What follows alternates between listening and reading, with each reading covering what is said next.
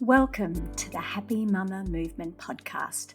I'm Amy Taylor-Kabbaz, mama, journalist, coach, and founder of Mama Rising. This podcast is a space of community and collaboration. We gather stories of matrescence, motherhood, womanhood, and change told by our Mama Rising coaches and mothers around the globe, in the knowing that through our stories, we can begin to heal and change the way the world sees, values, and supports mothers everywhere. So, welcome to the Happy Mama Movement.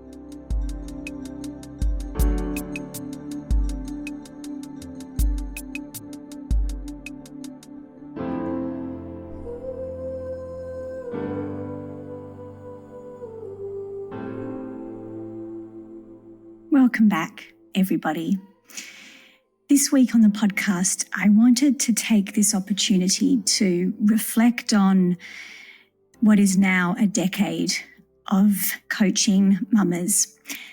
This has come about because quite recently I had the incredible honour and privilege of receiving an award from the coaching academy that I studied with 10 years ago now.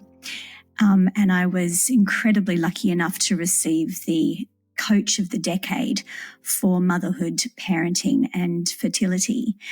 And over that weekend, really had a chance to reflect on what it's been like to be doing this work for the last 10 years. Both personally for myself, I would love to share with you what this has looked like. So many of you that listen to this podcast are interested in supporting mothers differently, whether it's as a coach or in different industries. So I want to share with you what it's been like to build this business over the last decade. And I also want to reflect on what I see has changed in those 10 years.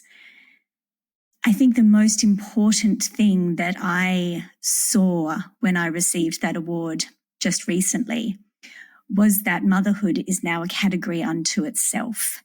And that feels like such a huge achievement, not just by any means by me, but by hundreds of thousands of people around the world who are part of this movement to make sure that mothers are seen, they are discussed, they are put in the centre of policy conversations, that they are a category, like I said, unto themselves. Because for so many of you who know my story, when I became a mother 16 years ago, it was such an incredible shock to realise how invisible this enormous experience I was having was.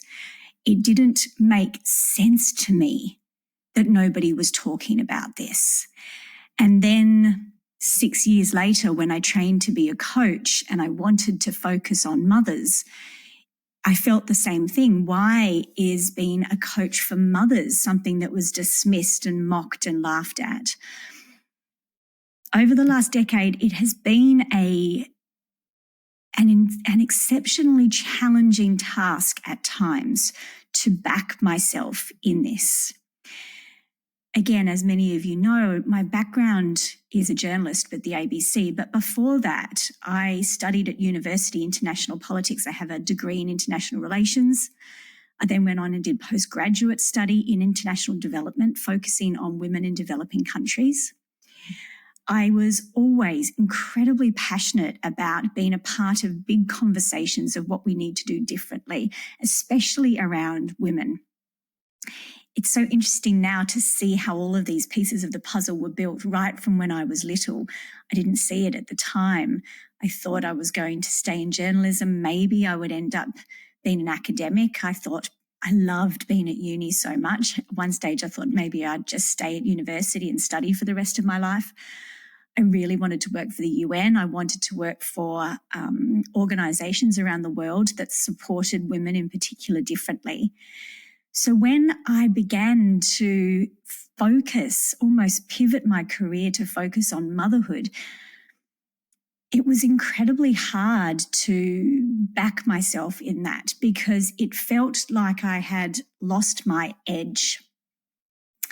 Even becoming a life coach was something I didn't claim for many years, even though it's what I was doing. If I met somebody new, I would tell them that I used to be a journalist for the ABC, that I was still the chief writer for a big magazine here in Australia, that I was a copy editor for another magazine. I spoke about all the other things I was doing, because to be a life coach, what is that?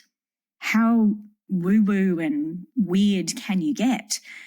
And then if I did say that I was also a coach, and they said, what type of coach? And I said, with mothers, I either got one of two reactions. One was, oh, and they almost wondered what had happened to me, like you were on this amazing trajectory of ABC journalist and magazine editor, and what, you're now talking to mums? Or they just sort of laughed and walked away. I'm not exaggerating. That was for years. I felt like it wasn't taken seriously. And therefore, I will be completely honest, I found it hard for me to own that myself too. I found it hard for me to use my voice to make sure that this topic and this conversation was as powerful as I know it is now. And many, many times, I realized that if I didn't take this work seriously, and if I didn't own that motherhood is a category unto itself that must be prioritized and made visible, then how can I make other mums feel like that? How can I convince mums to spend money on coaching if I'm not fully claiming how powerful this is? How could I possibly go into corporates and workplaces and organizations demanding that they put different support around their women that are returning from maternity leave if I'm not owning this myself? So for many years, I was split between these two desires. I wanted that professionalism, that admiration, I have to say, that I received with my work at the ABC. I know it's the same in many places around the world where there is a particular media organisation or a particular company that has just got a reputation. And here in Australia, the ABC has a phenomenal reputation for incredibly serious professional journalism. And my identity was so attached to that. Even before I worked for the ABC, that's all I ever wanted to do, was work for the ABC. So to let that go and instead claim something like mother coach was so difficult. And so for so many of us out there that want to make these conversations more visible, who want to be a part of the change, even if it's just in your own workplace, it's in your own community, within your own marriage, to use your voice to say, no, this is really important, I understand what that takes. I had somebody say to me very early on when I was building my business, my first coaching business was called Happy Mama. And I was doing like a branding website exercise with somebody. And they said, well, do you really want to be known as just mothers? Like, I know that's what you want at the moment because you've got little babies. You know, I had at this stage probably 8, 6 and 2-year-olds. So my 3 kids were probably 8, 6 and 2. And this marketing expert said, are you sure you want to really build a brand around mothers? I know that's what you're in the middle of now, but maybe it will change. What if in a few years when your babies are all at school and you kind of pass this early stage of motherhood, maybe you'd want to talk about something else? Do you really want your brand to be just around mothers? And I paused for, no exaggeration, a millisecond. And my whole body just said, yes, this is what I'm here to talk about. It will always be mothers. And I don't know where that conviction has come from. It makes me emotional. As anybody who's ever done any training with me or interviewed me or anything, I can't talk about how passionate I am about mothers without getting emotional. And I don't know where that has come from, other than obviously my own experience, but now also having heard voices of mothers around the world for a decade, I know that this is what I'm meant to do. And on reflection, even that question from the marketing expert about you're only talking about this because you're living it right now. Once your babies are older, you're going to want to move on. Even that alone is part of our problem. that once again is acknowledging, oh, you're just obsessed with motherhood because your baby's a little, but you know what? You'll get over that. And you'll come back to being this professional woman. You'll come back to wanting to be talking about something else. Now, many women might, but what if this is something that I'm passionate about, whether I'm in the baby stage or not? And beyond that, I never stop being a mother. In fact, the things that I've been dealing with over the last few years, particularly with one of my teenagers, is so much more intense and confronting and challenging and life-changing than I ever experienced in those early years. So over the last decade, I wanted to share with all of you the personal challenge it has been to back myself in this.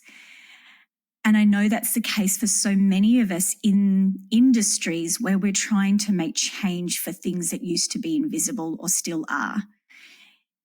I know that motherhood is not the only area where so many of us are trying to be seen. I know that there is so many other ways that we are trying to be seen, whether it's neurodiversity, whether it's gender, whether it's sexuality, whether it's race, whether it's accessibility, whether it's domestic violence, whether there's so many areas where we are trying to be heard and be seen. And so I just want to take this moment to acknowledge what it can feel like when you feel like you're pushing things uphill sometimes.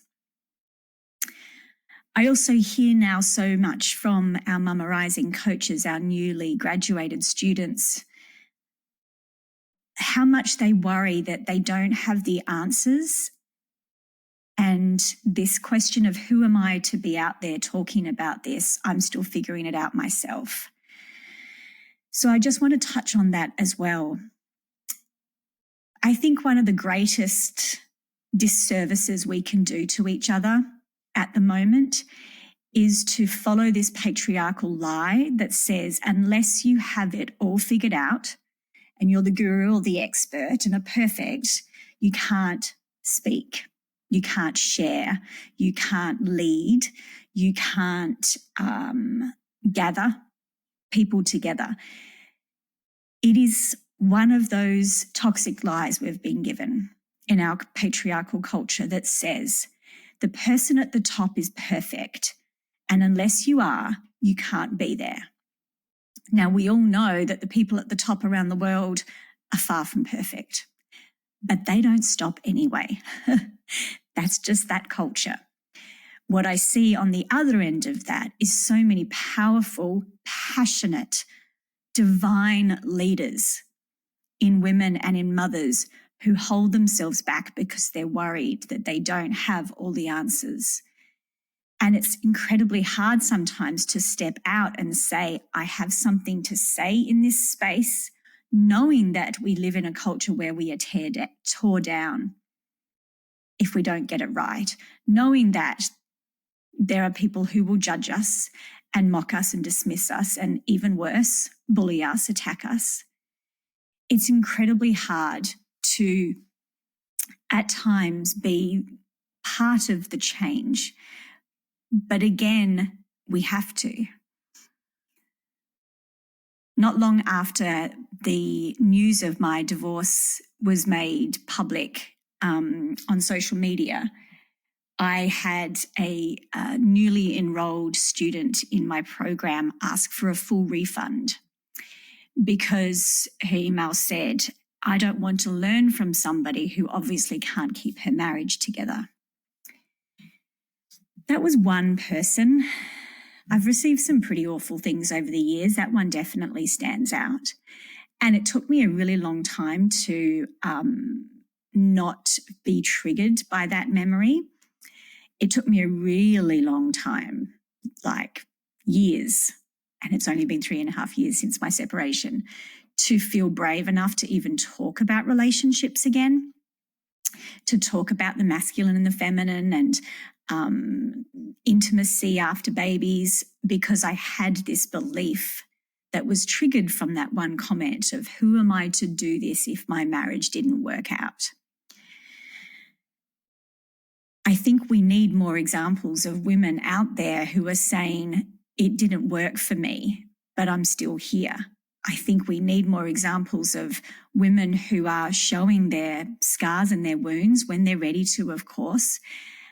I don't want to see, and I know the mamas I speak to every day, they don't want to see perfection. We are over that. It is just as toxic as those leaders of organizations and countries that say they're perfect and are far from it. We want real examples of what this looks like. That's why matrescence, this word that found me, I believe, in 2018, and finally made me feel like I could claim the professionalism around this space of motherhood. Matrescence gifted me, gosh, so much. Again, it will make me emotional. The word, the work by women before me, especially Dr. Aurelie Athen, who was so incredibly gracious and generous with her knowledge with me. What that gave me was that final piece of the puzzle to be able to talk to all of you about what you're experiencing, but also to know that what I have here is something powerful.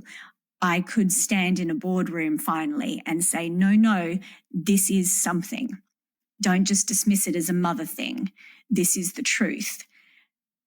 And similarly, when we come out and talk about our experiences of marriage and motherhood and divorce and life, we're giving each other permission to claim our messiness too. And I think over the last 10 years, one of the beautiful things I've been able to do is gather so many women from around the world and hear their stories and realize that we all have so many similar stories. And we have to stop putting our masks on and pretending that we're okay. And if you are called to do anything in this space to improve the understanding and support of each other as mothers, then I believe that's how it starts. We take off our mask in safe places, in places where we know we're okay to take those masks off. That's really important. It's why for a really long time I didn't share much on social media around the breakdown of my marriage and in particular around what's been happening with one of my children, because that is not always that safe space. But I have spaces where I can take that mask off and then I can come back into the world and talk about this. I'm really, really proud of how much conversations around motherhood are growing around the world.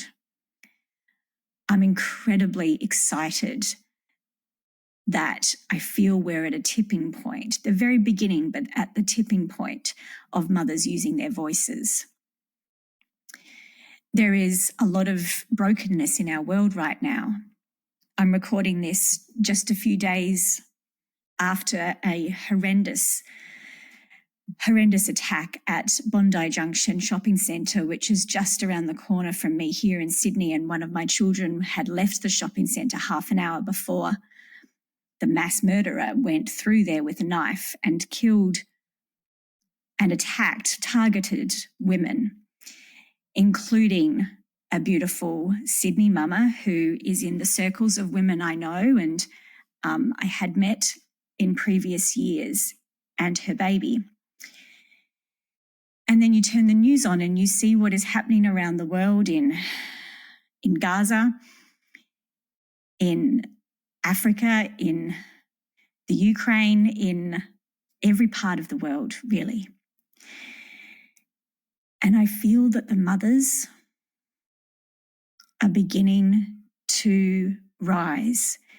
I don't have the best evidence to back that up, but I'm beginning to see it and feel it. And I feel this rumbling and I feel this voice raising. I feel this feminine voice beginning to rumble from almost the depths of the earth. And I'm so incredibly proud to be a part of that in the tiniest way. From 10 years ago, not even wanting to say that I focus on motherhood, to now being so incredibly proud to be yelling as loud as I possibly can that mothers matter. And if we don't get this right for mothers, we won't get it right for the next generation and for our world, is just so profound to reflect on. After 10 years of finding my own voice in this, to now feel like we're all beginning to find our voices is just one of the great privileges of my life. We have so much to do. We have so much to do. But if you're listening to this and feeling that as well, I really want you to know that even listening to this and then talking to your friends, to your partner, to your workplace about matrescence, about making the mental load of mothers visible, about demanding different conditions, about speaking up for yourself in the birthing suite and in the boardroom, in not hiding the realities of things. It's all part of how we're going to create this change. We can't be silent anymore. And I know for me, it took me a long time to claim that this is important, that this is something that has the potential to change the world, because if the mothers aren't okay, then their kids aren't okay, and then the world's not okay.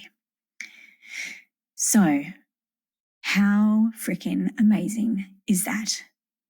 We've gotten to the point where it's like a breaking point. I know that so many of us are feeling so incredibly sad and scared, but also I'm hoping that this is the point where we rise and say no more.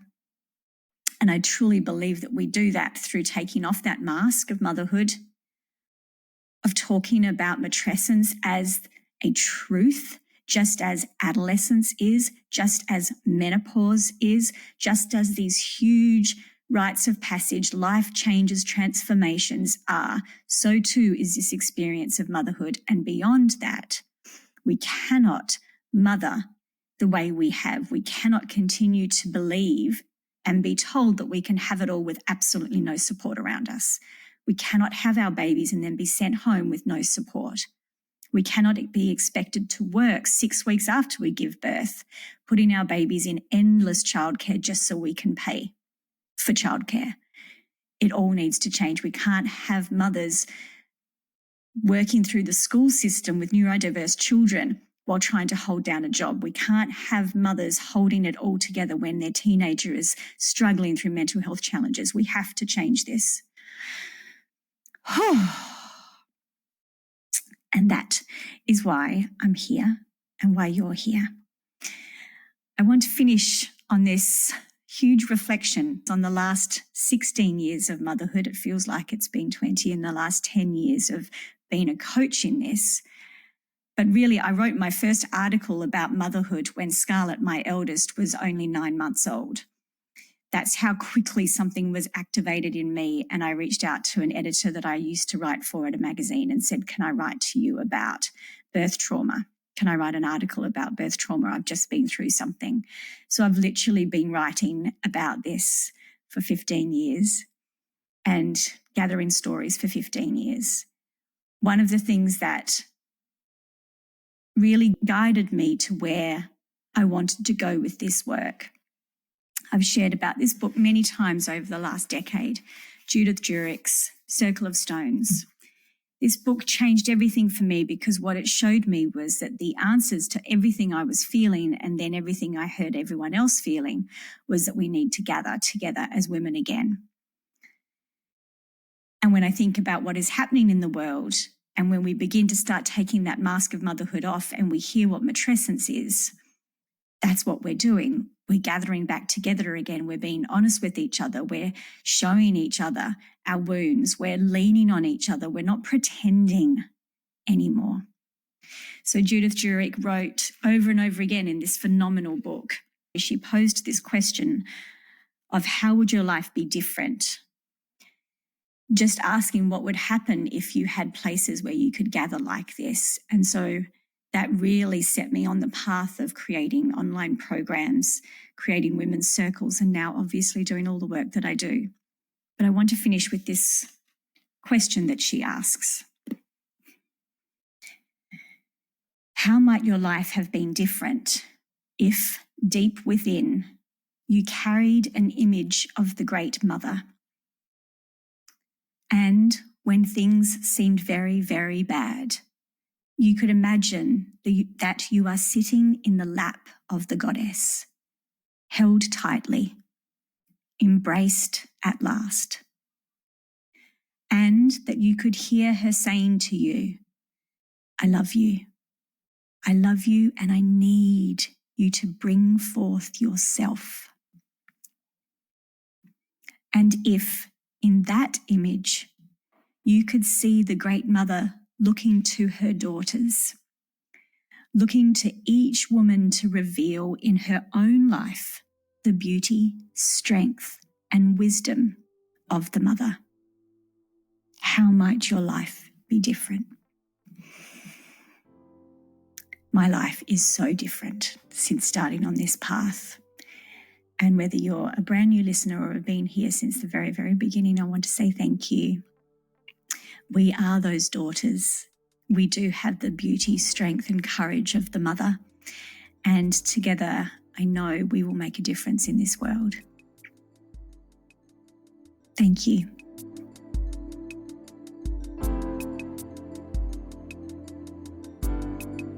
Thanks, as always, for being a part of our global matrescence community. Please take a moment and make sure you're subscribed to this podcast in your podcast player so you can always be notified of our next episode.